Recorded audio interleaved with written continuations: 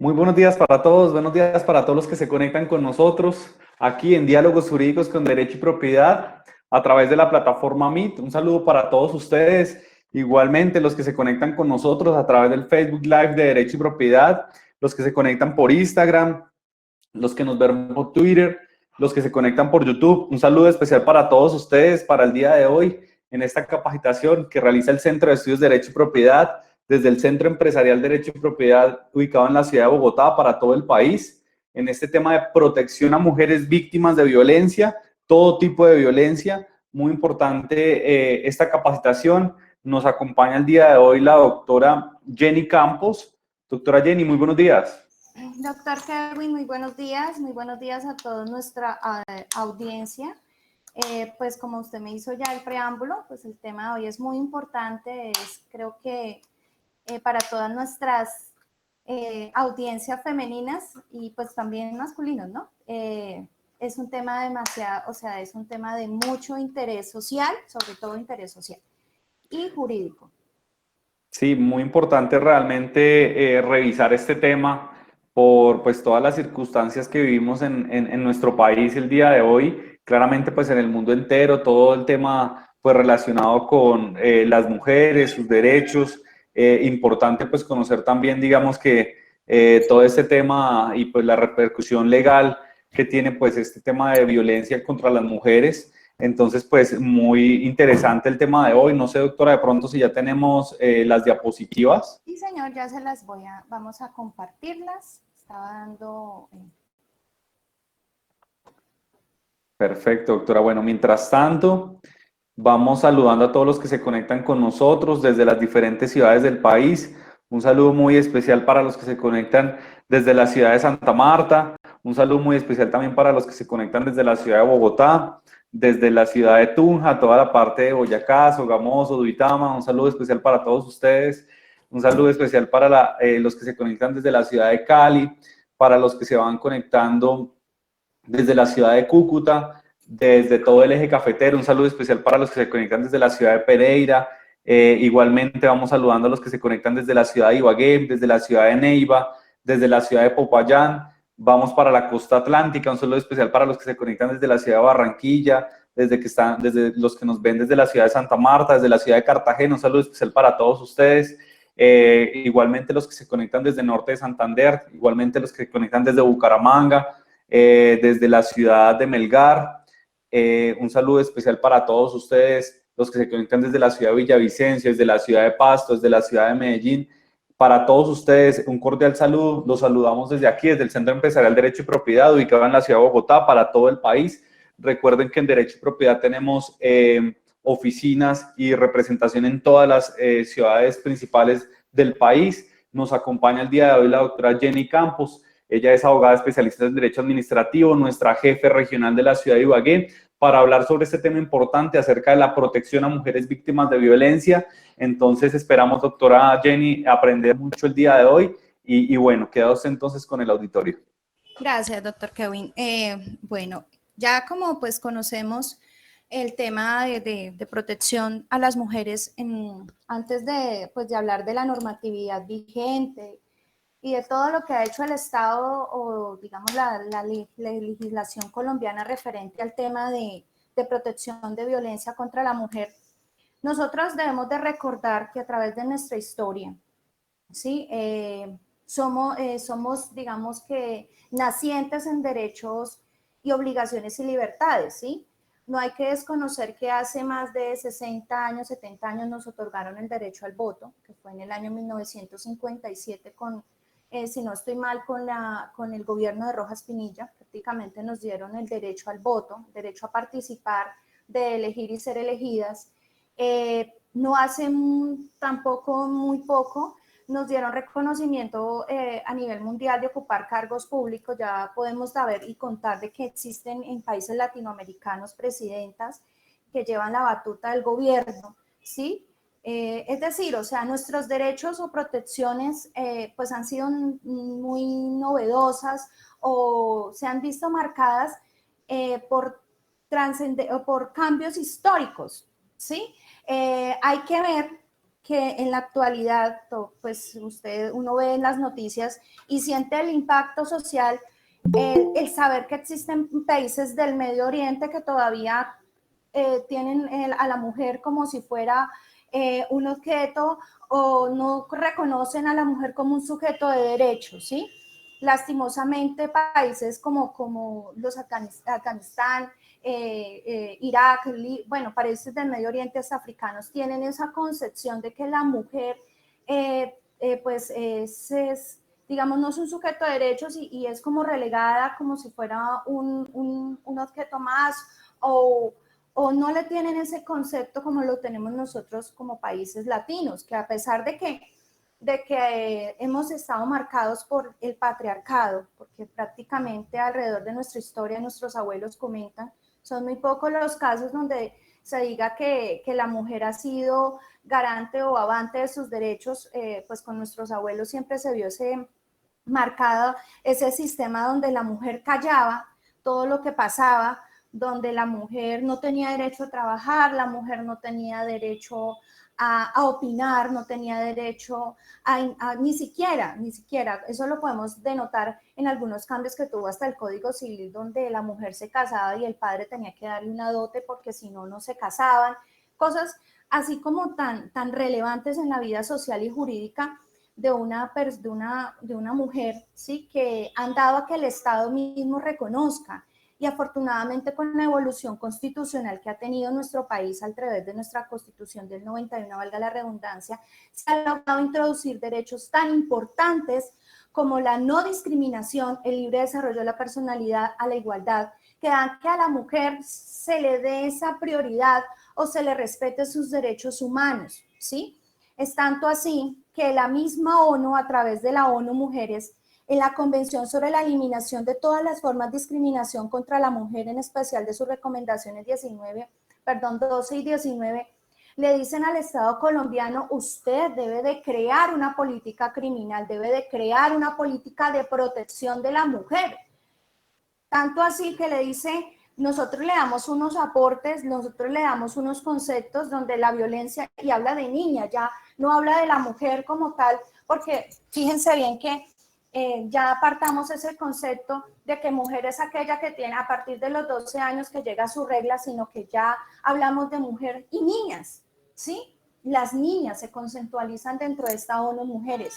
La ONU Mujeres hace, a través de esta convención, hace una introducción importantísima para el Estado colombiano en el cual dice, usted, Estado, debe crear una política distinta a la que se habla de una violencia intrafamiliar. Por ello, hago introducción a este diálogo jurídico de manera histórica para darnos cuenta que antes había una ley que era la Ley 294 de 1996, que era la famosa Ley de Violencia Intrafamiliar.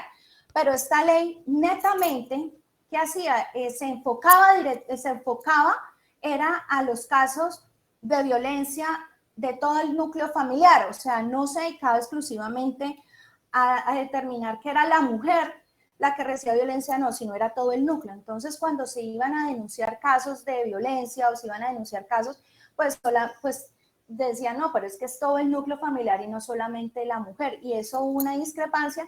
Es por ello que nace la ley 1257 del 2008, la cual hace una introducción al delito de violencia intrafamiliar, habla de violencia de género, habla sobre la mujer como garante y sujeto de derechos y da un contexto más amplio del derecho que le corresponde a cada mujer. En ese orden de ideas, esta ley busca que la mujer tenga una vida libre, ojo, libre de violencia, tanto en el ámbito público como en el ámbito privado, y que sus derechos sean reconocidos en todo el ordenamiento jurídico interno y el ordenamiento jurídico internacional. Y la mujer tendrá acceso a los procedimientos administrativos y judiciales en caso de que sean vulnerados sus derechos, también para su protección y atención y adopción de las medidas que le garanticen su protección frente a la vulneración de sus derechos. Dentro de esa norma, se destaca pues esos cambios tan importantes que se le da a la mujer.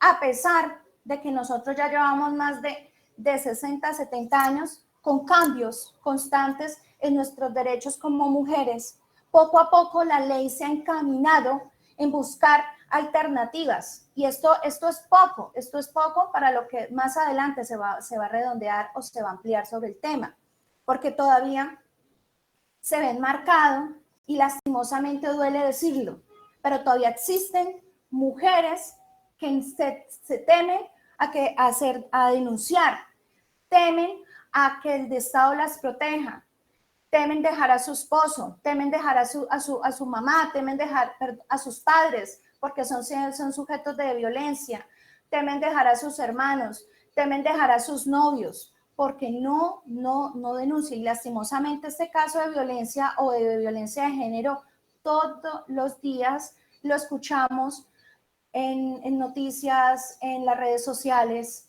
Lastimosamente todavía se agreden a las niñas.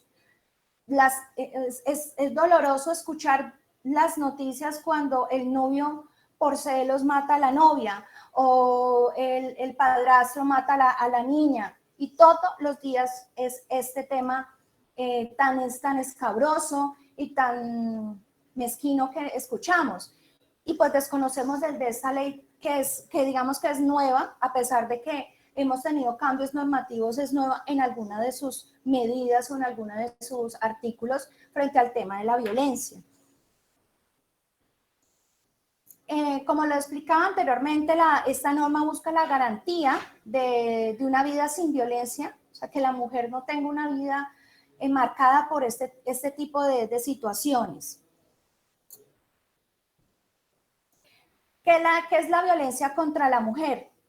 Es cualquier acción o omisión que le cause daño o muerte o sufrimiento físico, sexual, psicológico, económico o patrimonial por su condición de mujer.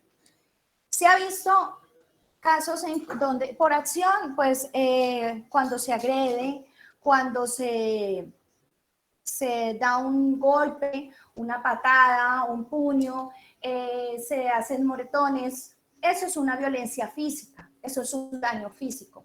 Un daño psicológico se va enmarcado en situaciones cuando a la mujer se le dice, usted no sirve para estudiar, usted nació para estar en la casa, usted no tiene esa capacidad de trabajar, usted no sirve para nada. O sea, son situaciones en donde se subestima la importancia de la mujer dentro del núcleo de una sociedad y del núcleo de una familia, ¿sí?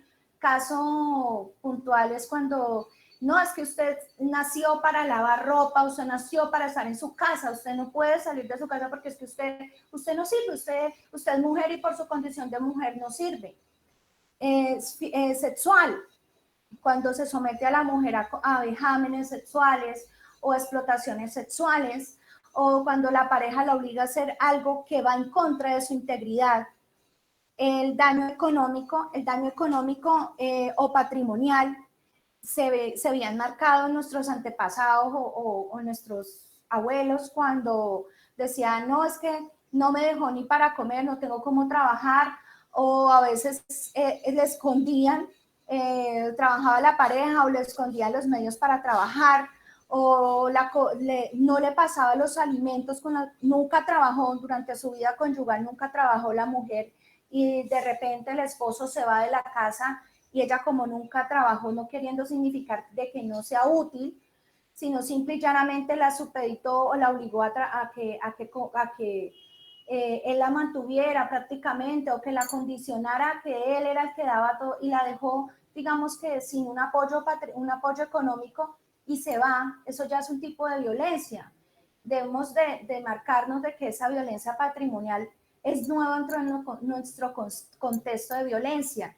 Esa violencia patrimonial fue introducida prácticamente por la Conferencia de Viena, Cairo y Beijing, donde hablaba sobre una violencia económica que es aquella que se entendía que va orientada a un abuso económico, el control abusivo. Existen pronunciamientos de la Corte específicamente sobre ese tipo de sentencias, o ese tipo de situaciones donde se escuchaba de una mujer de estrato 6, donde ella dependía de estrato 6, tenían una vida social pues muy, digamos que ilustrada, o sea, tenían lujos, ella vivía en comodidades, pero pues en su casa era un infierno y ella dependía económicamente de su esposo la dejó, decía pues ante los ojos de la sociedad la señora cómo no va a poder, la señora es estrato 6, la señora tenía todos sus lujos. En razón a esta sentencia ya se empezó a hablar de una violencia económica,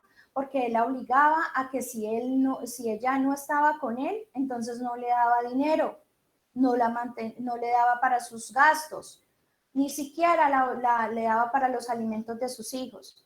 Entonces, esto es nuevo, esto es prácticamente que una innovación dentro del tipo de violencia que se le puede ocasionar a la mujer.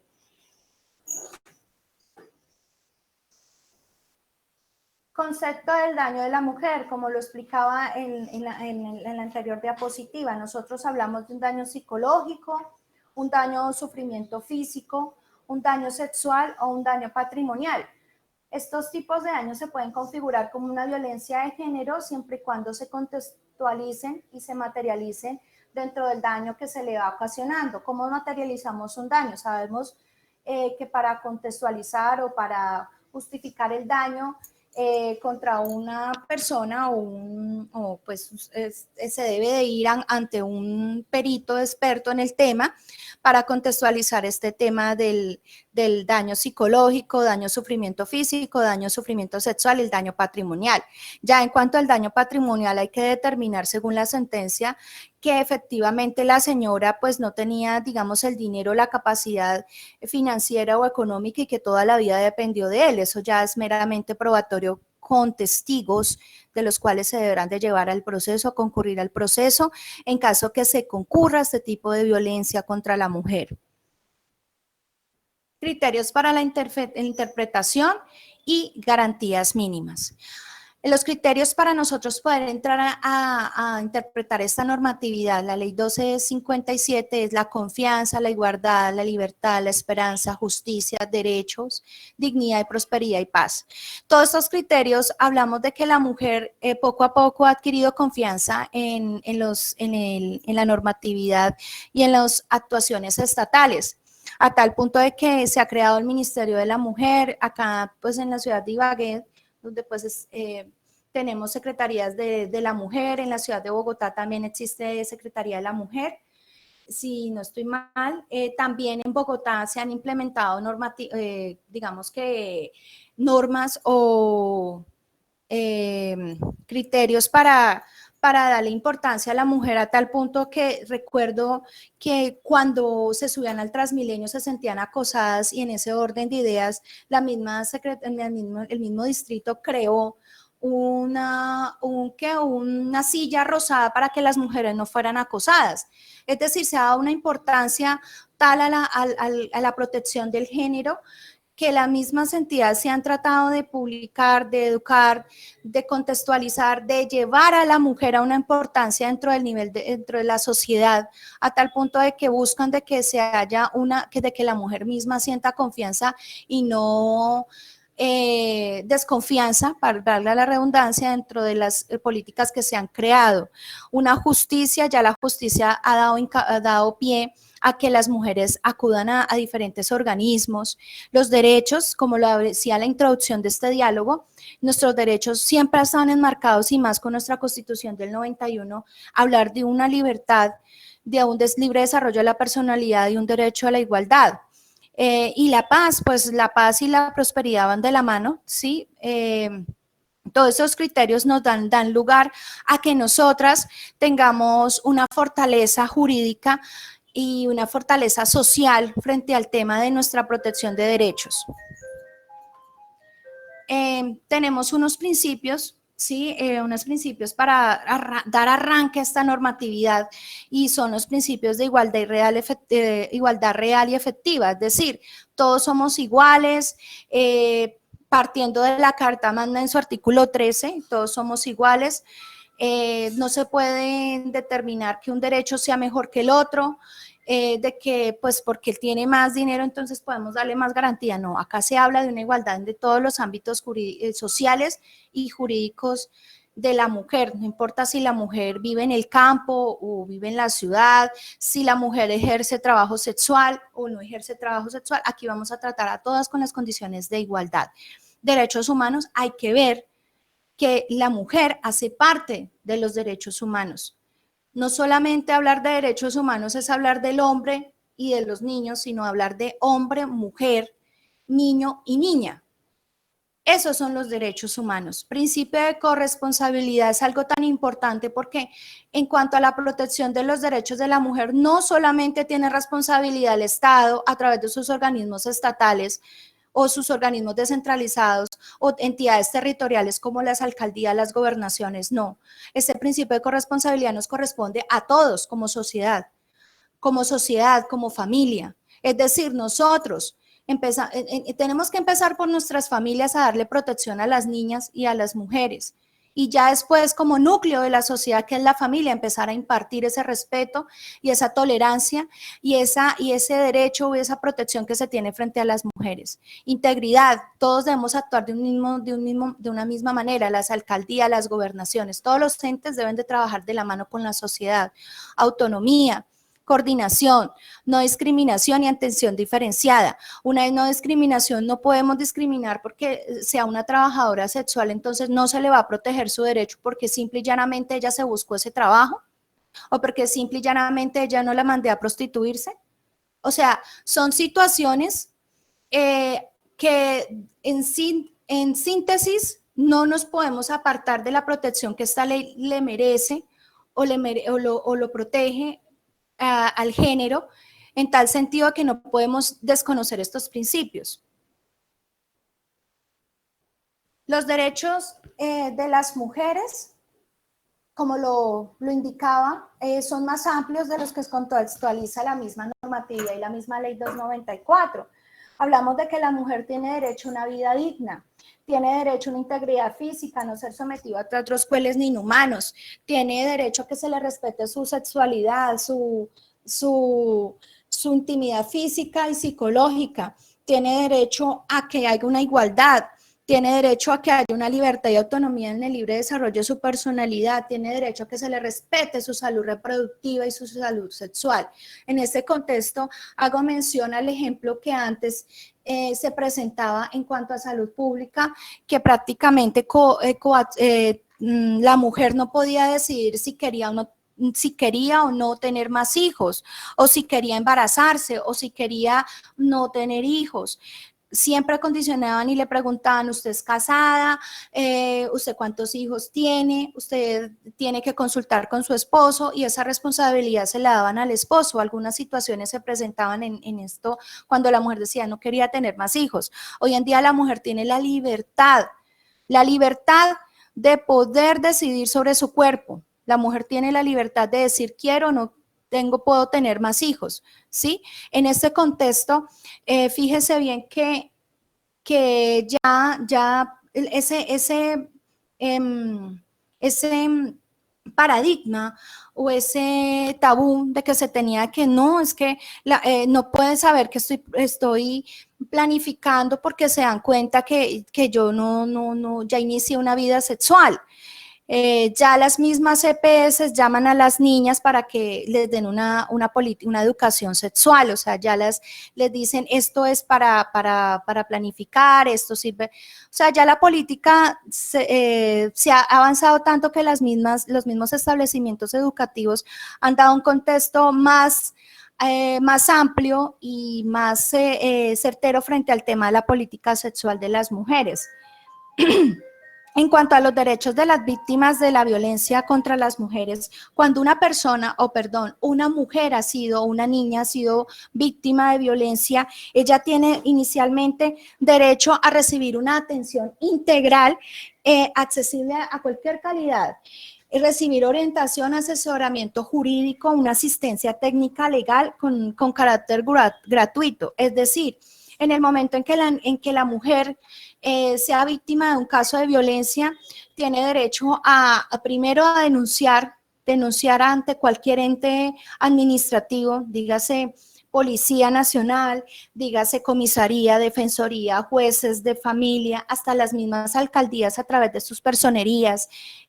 Cualquier ente gubernamental está en la obligación de protegerle los derechos a las mujeres en el sentido laxo y en el sentido estricto, en que ellas deben de ser garantes de esta protección. Recibir información completa y detallada sobre los mecanismos de protección, es decir, ese mismo ente gubernamental deberá indicarle qué deberá de hacer, no dejarla a la deriva ni dejarla desprotegida, sino que netamente va a ser un acompañamiento. Dar el consentimiento informado en caso de que ella sea víctima de violencia sexual y requiera de algunos procedimientos de médico legal, pues sea el consentimiento informado. Ser tratada con reserva a su identidad, recibir asistencia médica, psicológica y psiquiátrica, acceder a los mecanismos de protección y atención sobre los hijos, también de la verdad, de justicia y reparación frente al tema de violencia sexual o algún tipo de violencia, tiene derecho a que se le diga la verdad, la justicia y la reparación frente al proceso. La estabilización de sus derechos. Yo quiero hacer de pronto énfasis en algunas situaciones especiales y más en el caso de los niños. Por lo general, cuando la mujer ha sido la violencia contra la mujer va ligada prácticamente contra la violencia de los niños. Y aquí hace una protección o hace un alcance, un ámbito más amplio, el decir de que la mujer y su núcleo tendrán una protección en general. Sí, y eso hace parte dentro del derecho de las víctimas. El médico, la entidad administrativa o la autoridad competente que está conociendo sobre estas denuncias de violencia contra el género, tendrá también la facultad de extender sus tentáculos a darle protección a esta víctima más que se adhiere a la violencia de género. Las medidas de sensibilización y prevención. Como lo indicaba anteriormente, todas las autoridades son las encargadas de formular e implementar políticas públicas en reconocer las diferencias y desigualdades sociales, biológicas y relaciones entre personas según el sexo, la edad, la etnia y el rol que desempeñan en la familia y el grupo social. En ese orden de ideas, como yo lo venía explicando, no solamente el gobierno nacional a través de políticas de Estado o el Ministerio de la Mujer o la Secretaría de la Mujer acá en Ibagué o en el distrito, tienen ese rol de proteger si no somos todos, ¿sí? Y una de las medidas que más causa atención, por lo menos acá en la ciudad de Ibagué, se hizo una medida en la cual existía en el hospital público un stand rosado donde las mujeres podían ir a preguntar algo sobre sus derechos sexuales o reproductivos. Ahí podían ir a hacer unas consultas, podían solicitar citas para prevención y solamente eran atenciones para la mujer. Fíjese bien que también el gobierno nacional ha creado publicidad a través de las TICs, publicidad en el cual se presentaban casos donde se prevenía a la mujer o se decía violencia psicológica, o esto es caso de violencia psicológica de una propaganda donde la esposa le dice al esposo que quería estudiar y pues él de una forma muy coloquial le dice que para qué si ella sirve en la casa.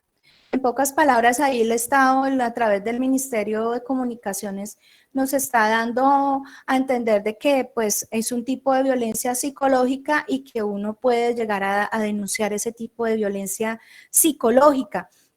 Dentro de los programas, también todos los servidores públicos están encargados dentro de sus entidades a hacer esas capacitaciones en pro y en favor de la mujer. También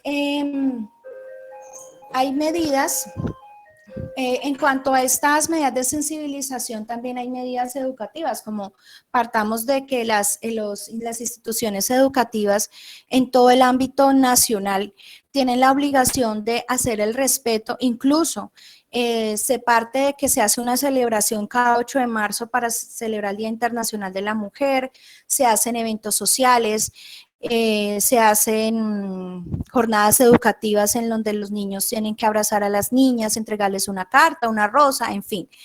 También medidas educativas en cuanto a la responsabilidad sexual y reproductiva de las niñas.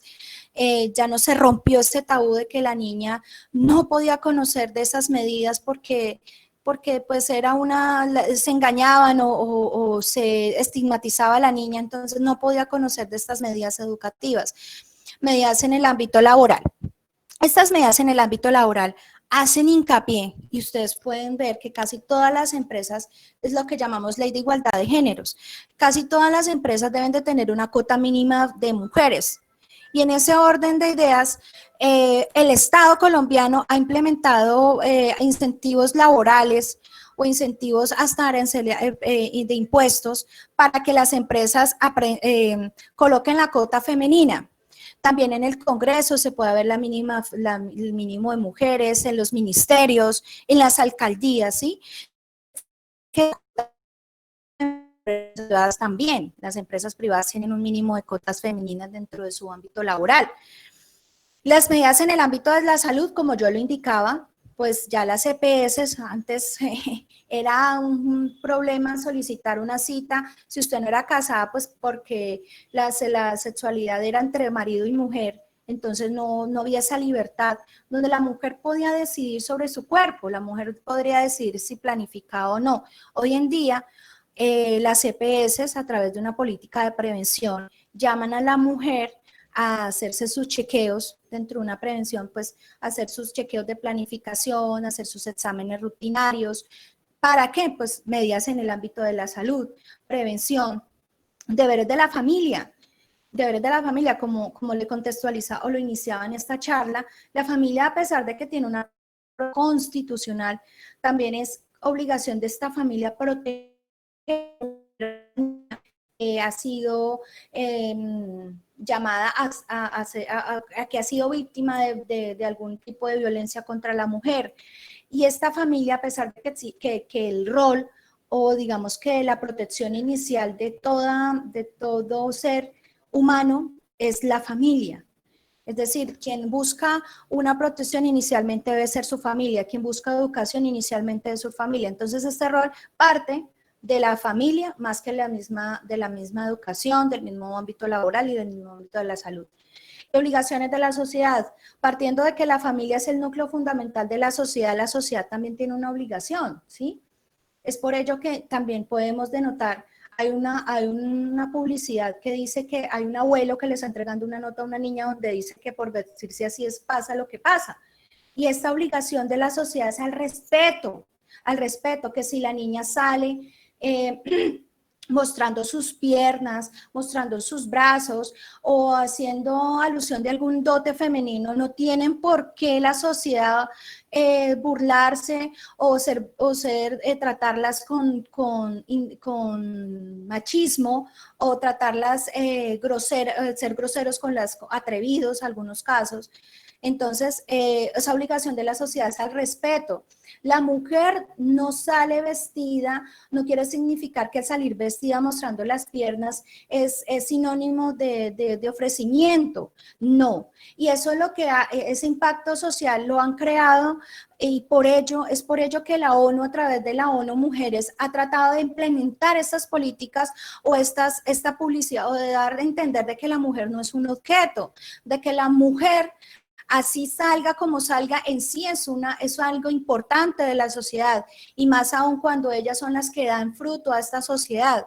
Entonces no podemos que porque la mujer se vista, que porque la mujer tenga, faltarle el respeto o más aún trascender sus derechos y maltratarla, agredirla sexualmente, hacerle una violencia patrimonial. Es decir, hay que mirar ese respeto o esa admiración que se tiene frente al género.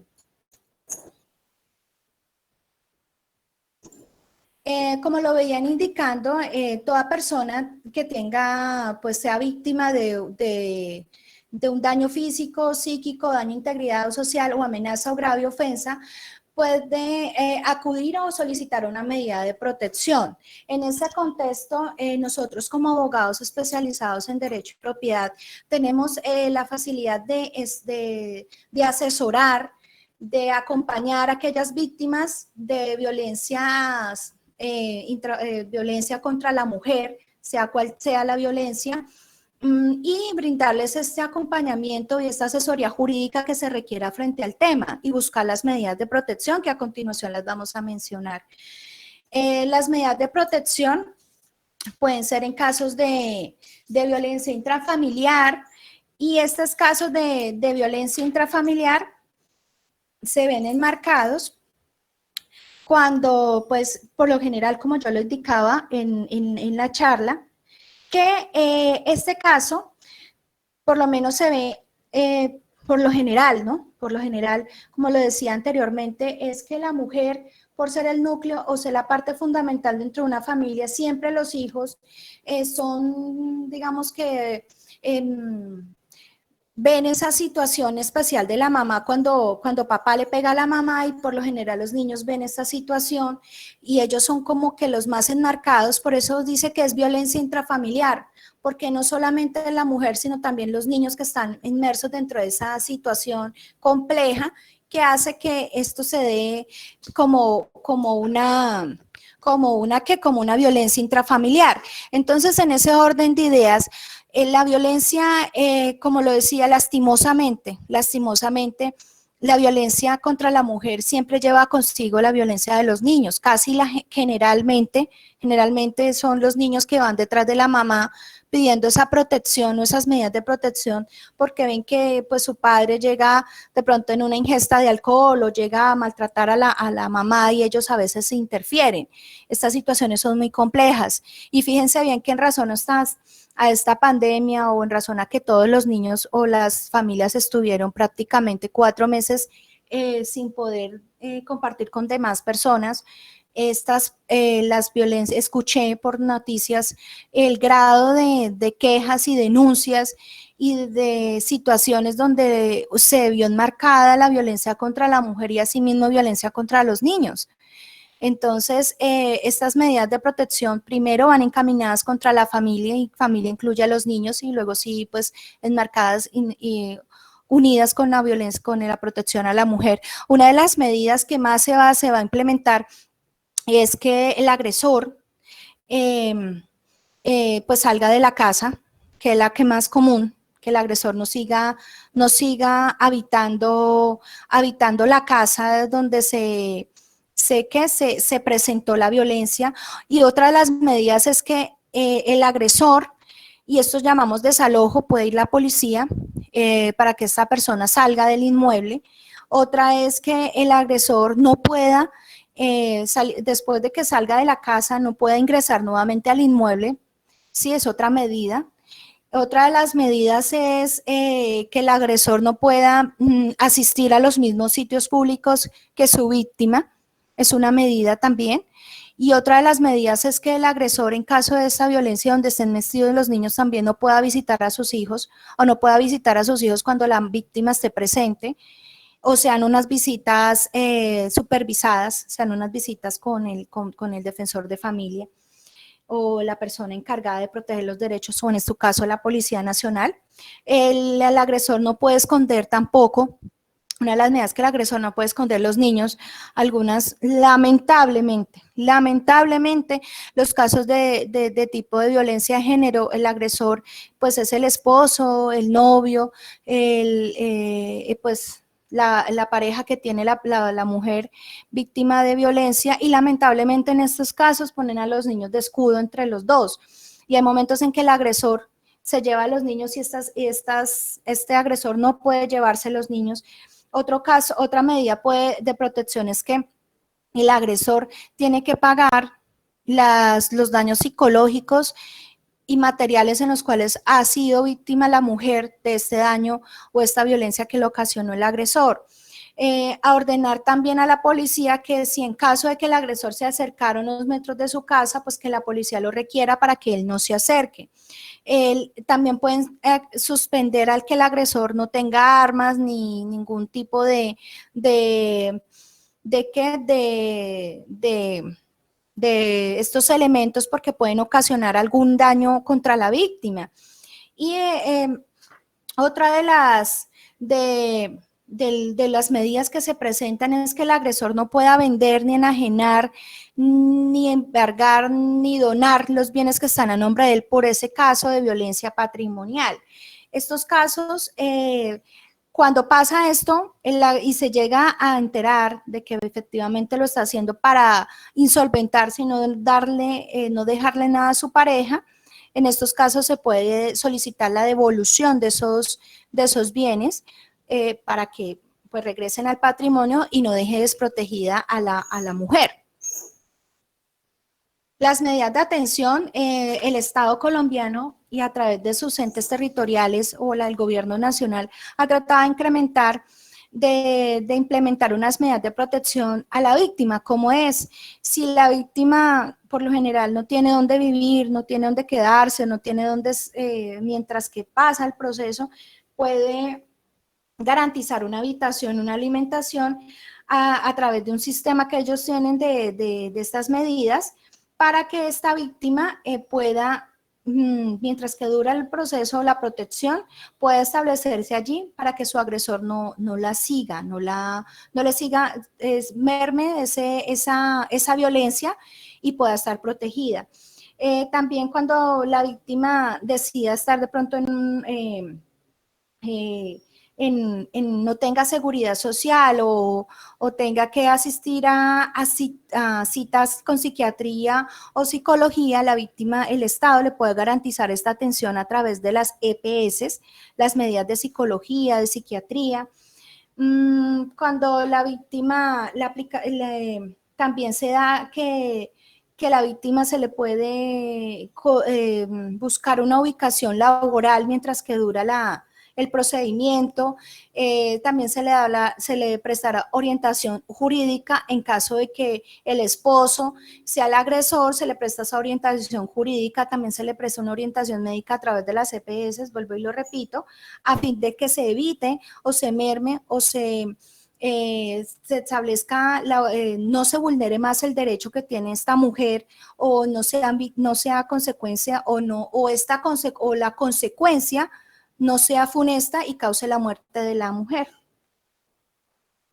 Las medidas de atención, pues la información, ya sabemos que pues todos estamos enteradas de que si pasa un caso de violencia intrafamiliar, un caso de violencia contra la mujer, podemos acudir a cualquier organismo, dígase Policía Nacional, Comisaría, Defensoría, Procuradurías, alcaldías, que hay municipios que solamente tienen comisaría o no tienen comisaría a través de las personerías. Debe acreditar las situaciones de violencia, como lo indicaba yo en el inicio de la charla, no es solamente decir que he tenido marcas en mi cuerpo que dicen que he tenido violencia contra la mujer, sino que simple y llanamente es acreditar, y eso pasa cuando es violencia psicológica, en la cual debe haber un dictamen pericial que efectivamente diga que he tenido violencia psicológica, o en el caso de violencia patrimonial. El caso de violencia patrimonial se ve inmerso mucho en los procesos de divorcio, en procesos de cesación de efectos civiles, cuando en la parte se alega de pronto un incumplimiento de deberes y se justifica que efectivamente el esposo ha dejado de generarle dinero a la mujer y la señora está pidiendo unas necesidades paupérrimas y lo mismo que sus hijos. Ahí se ve prácticamente una violencia de género, una violencia patrimonial. Sí, y en este caso hay que determinar de que la señora pues ha vivido toda su vida dependiendo de su esposo y por eso es que necesita que pues se le reconozca ese tipo de violencia. Y la estabilización de las víctimas. Esta ley busca que las víctimas pues reanuden su vida, ¿sí? Vuelvan a su cotidianidad y no tener que, sacarle de ese traumatismo físico y psicológico en el que estaban viviendo y que se reintroduzcan nuevamente a la sociedad. Esa es la estabilización de las víctimas. Quiero hacer énfasis también de que en la parte de que esta ley nació también en razón en cuanto a la parte penal. Hablábamos de la ley 294 de 1996 que se hablaba de la violencia intrafamiliar y el delito de las lesiones y violencia contra la familia, ¿cierto? Pero esta ley 1257 traía en casos mención, pasaba lo que comúnmente pasaba, valga la redundancia. Resulta que la esposa agredía a la esposa, ¿sí? Y bueno, la esposa acalorada, triste, ofuscada por el maltrato que sufrió por parte de su esposo, va y denuncia en la fiscalía al señor por haberle ocasionado una lesión. Y esa lesión se la hizo delante de sus hijos, delante de los vecinos, esa situación era constante y lo denunció. Y cuando estaba la ley 294, eso era antes de esta ley, entonces el fiscal movía todo el aparato judicial, lo mismo que la justicia, se movía todo el aparato judicial en sí. En fin, cuando ya se llegaba, digamos que ya la justicia tenía todos los argumentos para llevar a juicio, ya tenían todos los argumentos procesales, ya el señor estaba imputado, ya el señor ya estaba prácticamente que procesado, el señor iba y le llevaba una serenata a la señora, le llevaba flores, se contentaban, la señora iba y desistía. Pasaban 2 años, volvía y la golpeaba. ¿Qué pasó? Entonces, la justicia, en aras del respeto por la dignidad, el respeto por la familia, el respeto por las niñas y el respeto de la mujer como sujeto jurídico de derechos, dijo no. En el delito de violencia intrafamiliar donde el padre le pega a la madre o donde el hombre le pega a la mujer, no va a haber este tipo de situaciones, no se podrá conciliar, no se podrá desistir, se va a continuar el proceso.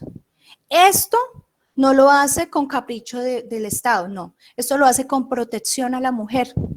Dese cuenta que este mecanismo ayuda a que nos quede impune aquellos delitos. Se han visto casos y consecuencias funestas donde la mujer ha sido víctima y lamentablemente ha muerto, porque permite constantemente que su pareja la agreda, permite que constantemente, y eso no solamente son con casos de parejas que conviven, no. Hoy en día escucha uno que el novio le pega a la novia, y eso que hay mujeres que son sumamente estudiadas y permiten estas situaciones. Y lo más grave de la situación, lo más grave del desconocimiento de esta ley 1257 del 2008, es que tal vez somos pocas o son pocas las mujeres que conozcan de este tema. Es por ello que es oportuno tener la asesoría de un profesional como de profesionales de derecho y propiedad, en este caso, que conocemos del tema, ¿sí? Es importante saber qué derechos tenemos nosotros y hasta cuándo va el derecho y cómo es el proceso en caso de denuncia. Sí, lo importante es denunciar a tiempo y de que tal vez no se desencadenen resultados funestos para nuestros hijos, para nuestra familia. Si esta violencia o esta protección legal va ligada a unos organismos internacionales, des en cuenta de que la misma ONU, a través de la ONU Mujer, así se llama el organismo, ha establecido unos criterios para que nos den protección a nosotros. Entonces no hay que desconocer. Lo más grave que se analiza o que analizamos de esta normatividad es tal vez en la parte rural, porque en la parte rural lamentablemente todavía tenemos el sesgo, todavía el campo no ha sido inmerso en establecer los derechos que tiene la mujer y desconoce de esta particularidad. Incluso todavía existen partes de nuestro país donde la mujer no estudia, la mujer no tiene un grado de educación, la mujer solamente se dedica a labores hogareñas, la mujer no puede decir voy a estudiar porque de una vez se le viene el mundo encima, o de una vez el papá va a decir no, eso allá mejor dicho se perdió, ¿sí? Y ese olvido legal o constitucional está, digamos, en la falta de pronto de espacios que tengamos para hacer ese tipo de capacitaciones. Por eso es importante dar a conocer la importancia o difundir esta norma, pues no es nueva, pero para algunos será novedosa establecer de que además de nuestros derechos constitucionales también tenemos unos derechos y unos procedimientos diferentes a los que siempre nos han enmarcado en el Código Penal o en la Constitución. Entonces, en ese orden de ideas, pues aprovecho este diálogo que tuvimos el día de hoy para que sea pues tal vez garante o tal vez en nuestras asesorías como abogados podamos decir, existe la ley 1257 del 2008 y usted tiene este derecho, ¿sí? Usted tiene esta garantía. Y pues los invito a que si quieren conocer más, hay mucho tema sobre la situación y sobre la protección de la mujer. Espero que si tienen algunas preguntas, estoy dispuesta a responderles. Muchas gracias. Bueno, muchas gracias a usted, doctora, por esta capacitación y claramente por todo este conocimiento que nos ha transmitido en el día de hoy. Digamos que sí quedan algunas interrogantes y pues digamos que vamos a revisar primero las de Facebook. Nos dice el señor Bernardo Vargas, dice, buenos días, una pregunta. ¿De qué sirve que el derecho penal se convierta en un catálogo de sanciones que primero desequilibran la unidad familiar, segundo el Estado como estructura es ineficiente y le trasladan la carga de la prueba a la víctima para probar el daño? Tercero, la fiscalía no se desgasta cuando no hay suficientes elementos para acusarlo.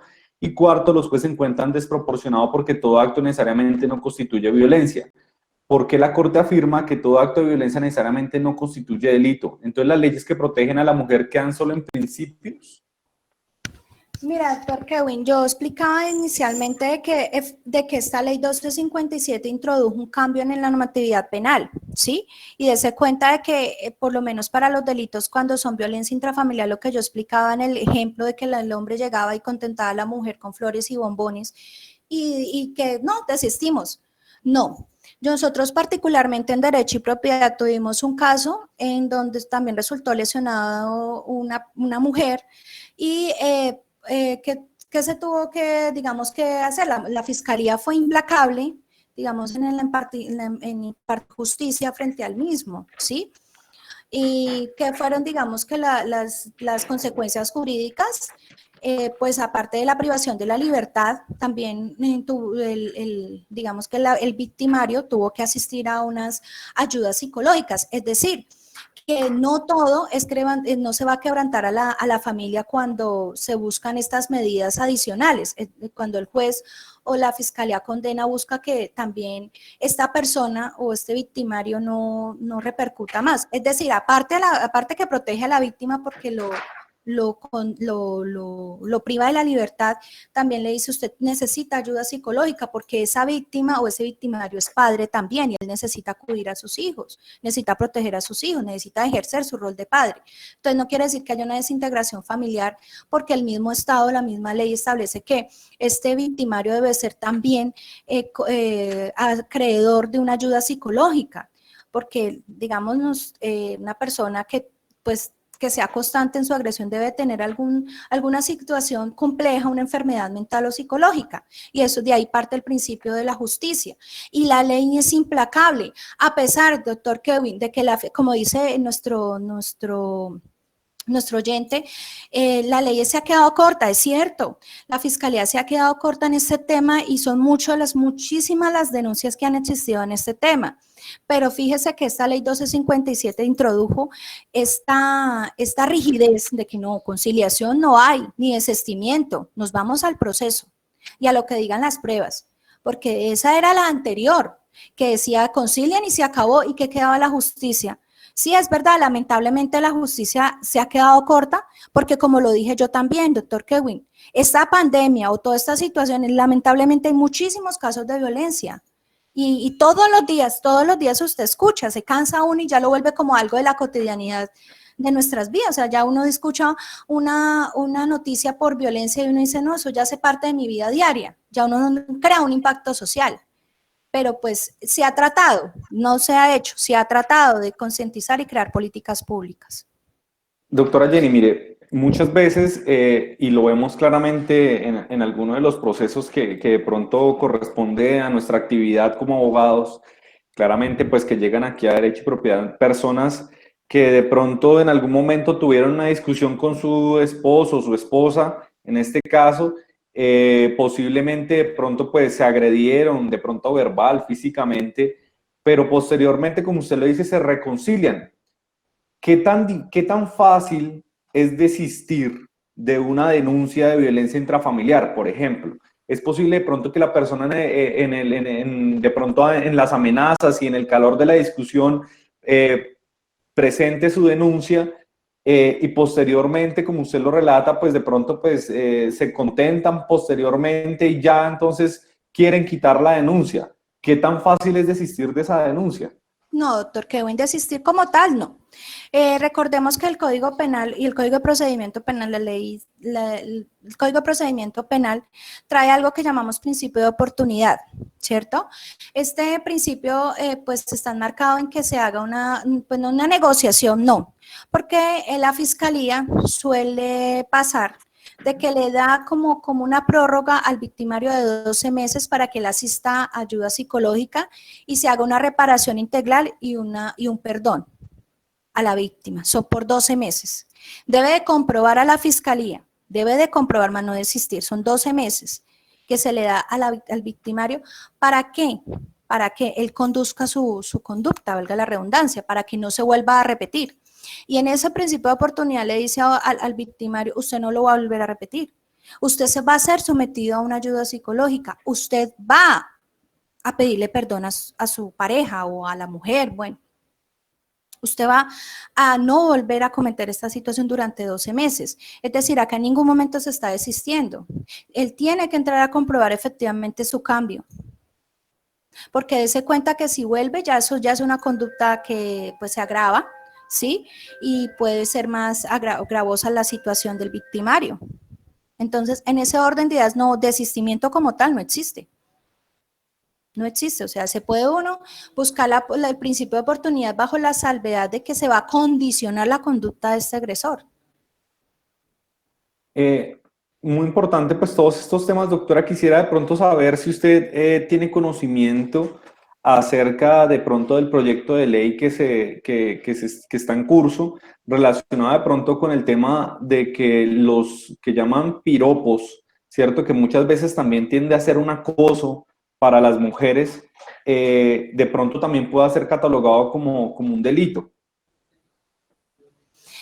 Pues pues está como muy naciente, sí, está como yo le decía inicialmente en estos diálogos, todo es una evolución, doctor Kevin, pero pues digamos, piropos, está como choca contra el libre desarrollo de personalidad, digamos que de los que habitamos el Estado colombiano, ¿sí?